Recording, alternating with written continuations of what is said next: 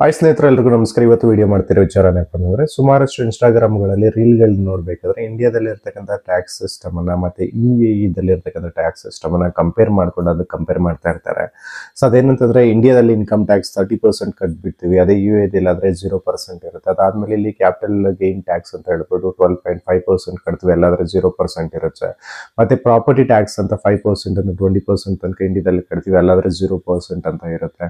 ಅದಾದ್ಮೇಲೆ ಇಲ್ಲಿ popcorn tax ಅಂತ 5% ಕಟ್ತೀವಿ, ಅಲ್ಲಿ 0% ಇರುತ್ತೆ. ಅದಾದ್ಮೇಲೆ ಕ್ಯಾರಮೆಲ್ ಪಾಪ್ಕಾರ್ನ್ ಟ್ಯಾಕ್ಸ್ ಅಂತ 18% ಕಟ್ತೀವಿ, ಅದರಲ್ಲಿ 0% ಇರುತ್ತೆ.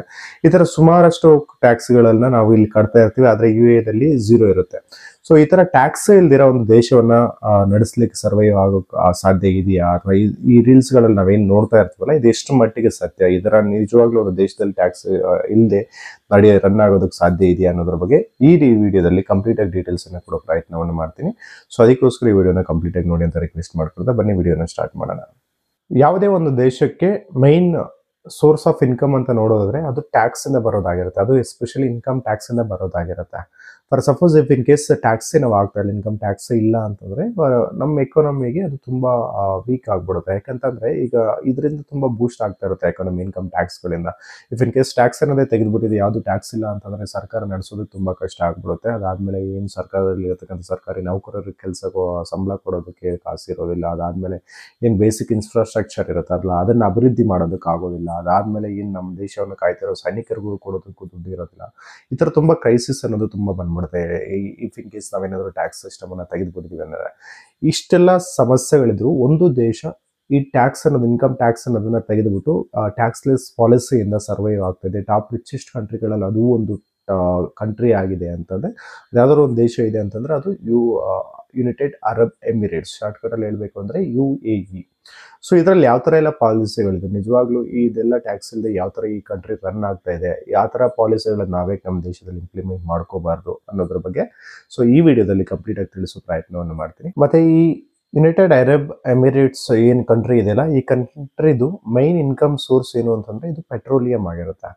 ಯಾವುದೇ ಒಂದು ದೇಶ ರನ್ ಆಗಬೇಕು ಅಂತಂದ್ರೆ ಆ ದೇಶಕ್ಕೆ ಆ ದೇಶದಲ್ಲಿರ್ತಕ್ಕಂಥ ಜನಗಳಿಂದ ಬರ್ತಕ್ಕಂಥ ಟ್ಯಾಕ್ಸ್ ಏನು ಅಮೌಂಟ್ ಇರುತ್ತಲ್ಲ, ಏನು ದುಡ್ಡು ಇರುತ್ತಲ್ಲ, ಅದು ತುಂಬಾ ಇಂಪಾರ್ಟೆಂಟ್ ಆಗಿರುತ್ತೆ. ಯಾಕಂತಂದ್ರೆ ಆ ಸರ್ಕಾರವನ್ನು ನಡೆಸಬೇಕಂತಂದ್ರೆ ಸೊ ಅದು ತುಂಬಾ ಇಂಪಾರ್ಟೆಂಟ್ ಆಗಿರುತ್ತೆ.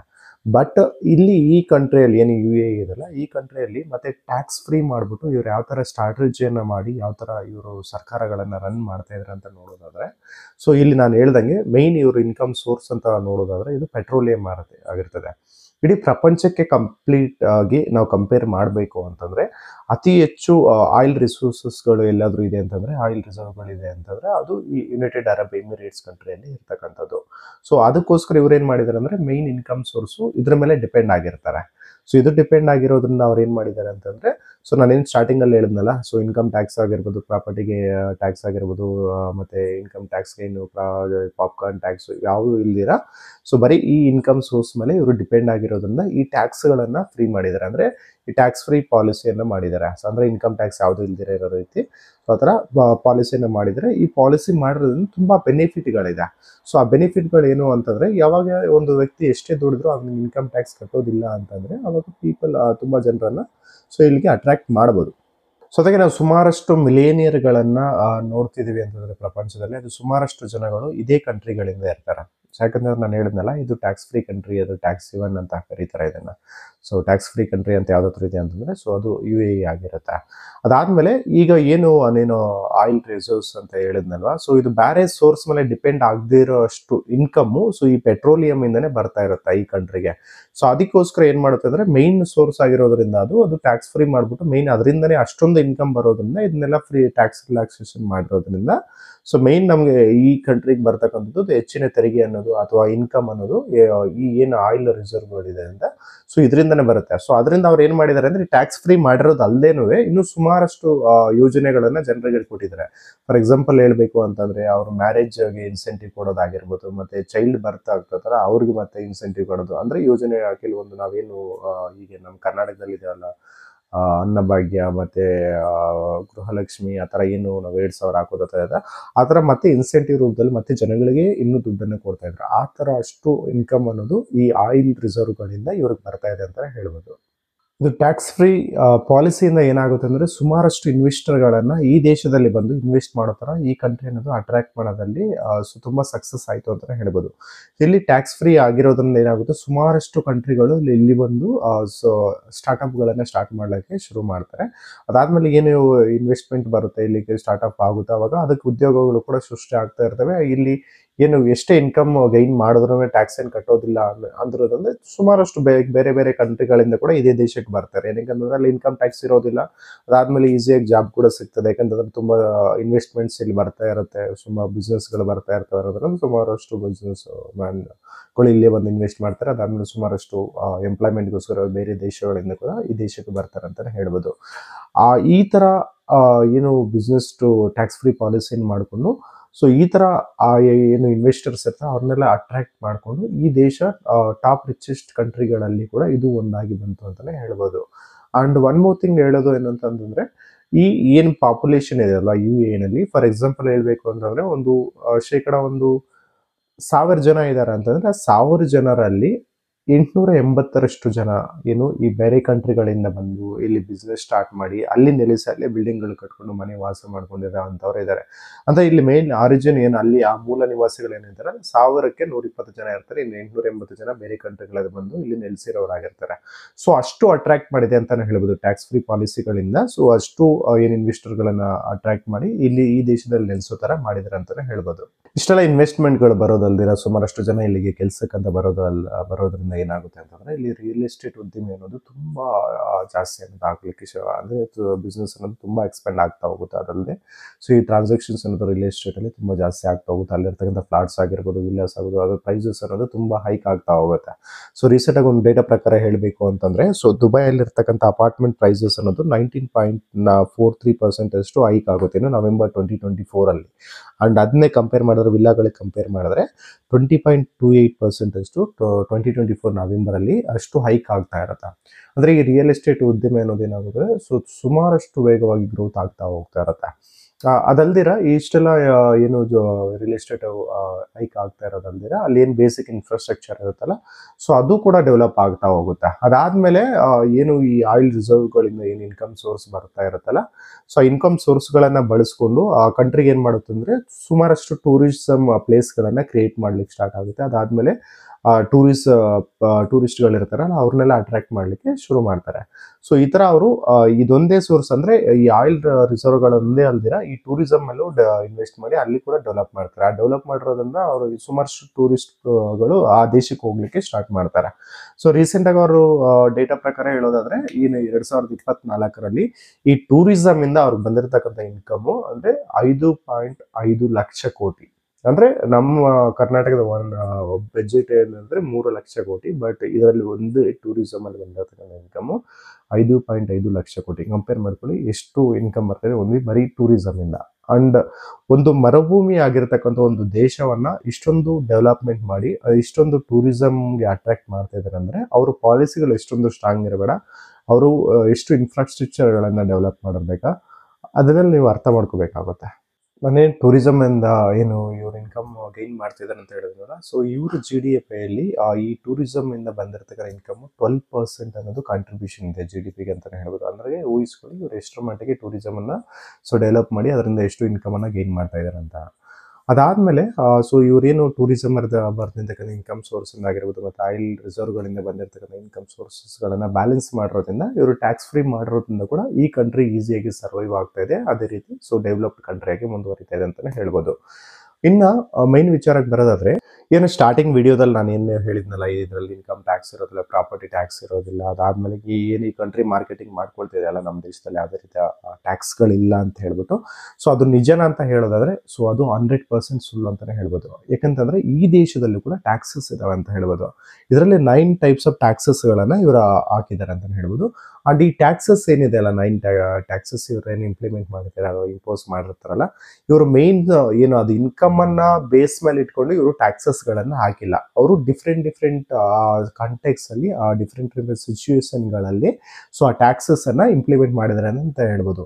ಇನ್ನು ಈ ಕಂಟ್ರಿಯಲ್ಲಿ ಇರ್ತಕ್ಕಂಥ ಟ್ಯಾಕ್ಸಸ್ ಯಾವುದು ಅಂತ ನೋಡೋದಾದ್ರೆ ನಾವಿಲ್ಲಿ ಸೊ ಇಲ್ಲಿ ಬಂದ್ಬಿಟ್ಟು ವ್ಯಾಲ್ಯೂ ಆಡೆಡ್ ಟ್ಯಾಕ್ಸ್ ಅಂತ ಸಿಗುತ್ತೆ. ಅದಾದ್ಮೇಲೆ ಕಾರ್ಪೊರೇಷನ್ ಟ್ಯಾಕ್ಸ್ ಇರುತ್ತೆ, ಕಾರ್ಪೊರೇಟ್ ಇನ್ಕಮ್ ಟ್ಯಾಕ್ಸ್ ಇರುತ್ತೆ, ಅದಾದ್ಮೇಲೆ ಎಕ್ಸೆಸ್ ಟ್ಯಾಕ್ಸಸ್ ಇರುತ್ತೆ, excise tax and some emirates high levy property ಮತ್ತು ಟ್ರಾನ್ಸ್ಫರ್ ಎಕ್ಸೈಸು ಮತ್ತು tourism taxes some emirates also charge corporate taxes ಕೂಡ ಇರ್ತದೆ. ಆ್ಯಂಡ್ ಇನ್ನು ಆಯಿಲ್ ಕಂಪನಿಗಳ ಮೇಲೆ ಟ್ಯಾಕ್ಸಸ್ ಇರ್ತವೆ. ಸೊ ಇದು ಸುಮಾರಷ್ಟು ಟ್ಯಾಕ್ಸಸ್ಗಳನ್ನು ಕೂಡ ಈ ದೇಶದಲ್ಲಿ ಇಂಪ್ಲಿಮೆಂಟ್ ಮಾಡಿದ್ದಾರೆ ಅಂತಲೇ ಹೇಳ್ಬೋದು. ಆ್ಯಂಡ್ ಆ ಟ್ಯಾಕ್ಸಸ್ಗಳನ್ನು ಯಾವಾಗ ಯಾವ ರೀತಿ ಇಂಪ್ಲಿಮೆಂಟ್ ಮಾಡಿದ್ದಾರೆ ಅಂತ ಸಿಂಪಲ್ ಆಗಿ ಹೇಳ್ತಾ ಹೋಗ್ತೀನಿ ಬನ್ನಿ. 1980 ಕೂಡ ಇವರು ಟ್ಯಾಕ್ಸ್ ಅನ್ನೋದು ಚಾರ್ಜ್ ಮಾಡ್ತಾ ಇದ್ದಾರೆ. ಸೊ 1980 ಒಂದು ಟ್ಯಾಕ್ಸ್ ಅನ್ನೋದು ಇವರು ಚಾರ್ಜ್ ಮಾಡ್ತಾ ಇರೋದು ಕಸ್ಟಮ್ ಡ್ಯೂಟಿ ಅಂತ ಹೇಳ್ಬಿಟ್ಟು. ಸೊ ಕಸ್ಟಮ್ ಡ್ಯೂಟಿ ಅಂತ ಅಂದ್ರೆ ಏನು ಅಂತಂದ್ರೆ, ಈಗ ಪ್ರೆಸೆಂಟ್ ಅಲ್ಲಿ 5% ಇದೆ ಕಸ್ಟಮ್ ಡ್ಯೂಟಿ ಅನ್ನೋದು ಅವ್ರ ಟ್ಯಾಕ್ಸ್ ಅಲ್ಲಿ, ಅವ್ರ ಕಂಟ್ರಿಯಲ್ಲಿ UAE ಅಲ್ಲಿ. ಆದ್ರೆ ಈಗ ಯಾವುದೇ ಒಂದು ಬೇರೆ ದೇಶದಿಂದ ನಮ್ಮ ದೇಶಕ್ಕೆ ಯಾವುದೋ ಒಂದು ಪ್ರಾಡಕ್ಟ್ ಅನ್ನ ತಗೊಂಡು ಬರ್ತಾ ಇದೀವಿ ಅಂತಂದ್ರೆ, ಸೊ ಅದು ಇಂಪೋರ್ಟ್ ಟ್ಯಾಕ್ಸ್ ಅನ್ನ ಕಟ್ತಾ ಇರ್ಬೇಕಾಗುತ್ತೆ. ಇಫ್ ಇನ್ ಕೇಸ್ ನಮ್ಮ ದೇಶದಿಂದ ಬೇರೆ ದೇಶಕ್ಕೆ ಬೇರೆ ಏನಾದ್ರೂ ನಮ್ಮ ಪ್ರಾಡಕ್ಟ್ ಅನ್ನ ಬೇರೆ ದೇಶಕ್ಕೆ ತಗೊಂಡು ಹೋಗ್ತಾ ಇದೀವಿ ಅಂದ್ರೆ ಅದು ಎಕ್ಸ್ಪೈರ್ ಡ್ಯೂಟಿ ಟ್ಯಾಕ್ಸ್ ಅನ್ನ ಕಟ್ಟಬೇಕಾಗುತ್ತೆ.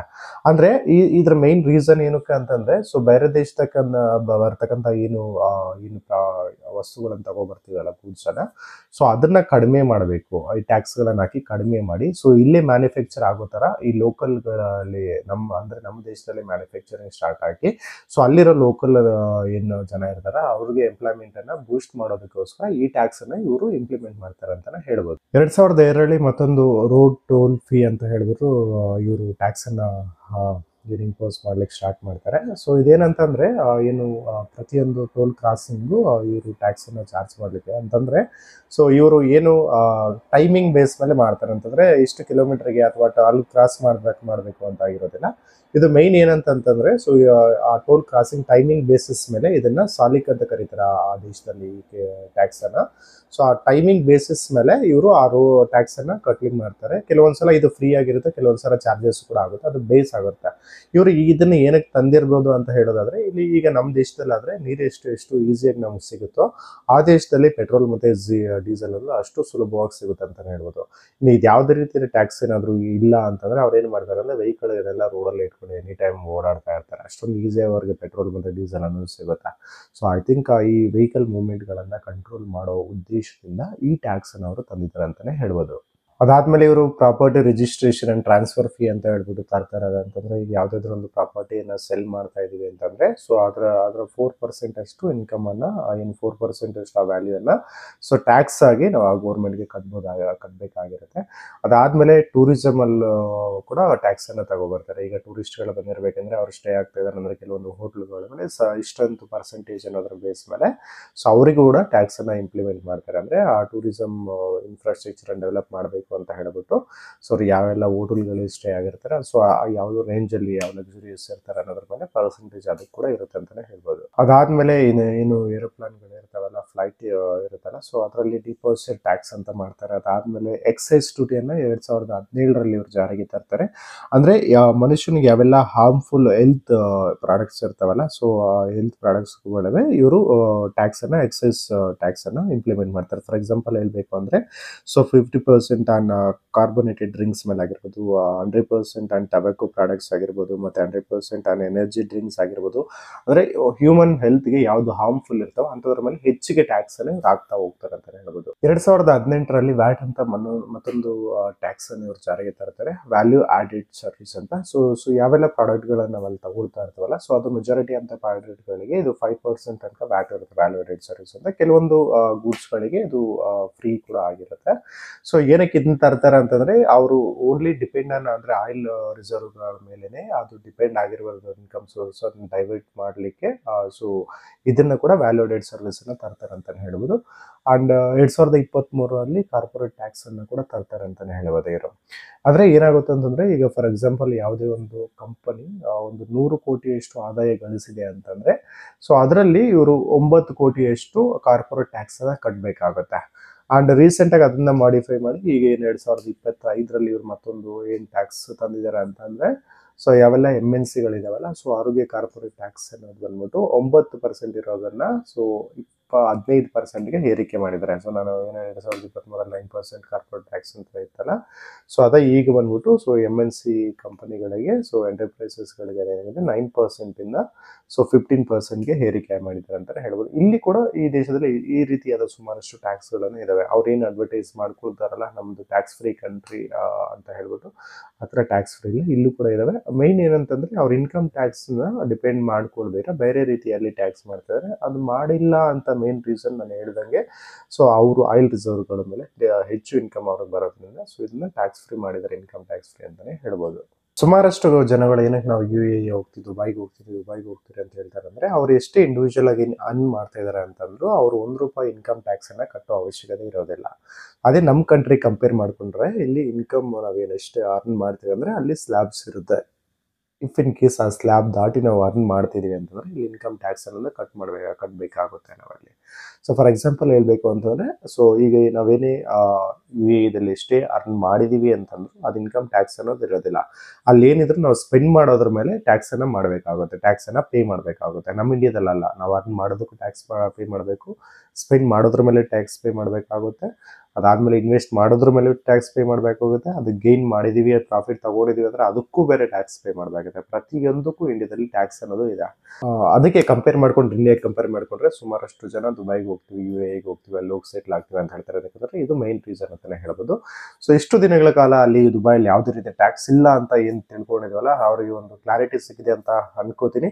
ಸೊ ಈ ವಿಡಿಯೋ ಏನಾದ್ರೂ ನಿಮ್ಗೆ ಇಷ್ಟ ಆಗಿದ್ರೆ ಒಂದು ಲೈಕ್ ಮಾಡಿ, ನಿಮ್ಮ ಸ್ನೇಹಿತರಿಗೆ ಶೇರ್ ಮಾಡಿ. ಇಂತಹ ಮತ್ತಷ್ಟು ಇಂಟ್ರೆಸ್ಟಿಂಗ್ ವಿಚಾರಗಳಿಗೋಸ್ಕರ ಕ್ರಿಯೇಟಿವ್ ಕೋಡ್ ಚಾನಲ್ಗೆ ಸಬ್ಸ್ಕ್ರೈಬ್ ಮಾಡ್ಕೊಳ್ಳಿ. ಧನ್ಯವಾದಗಳು ಸ್ನೇಹಿತರೆ.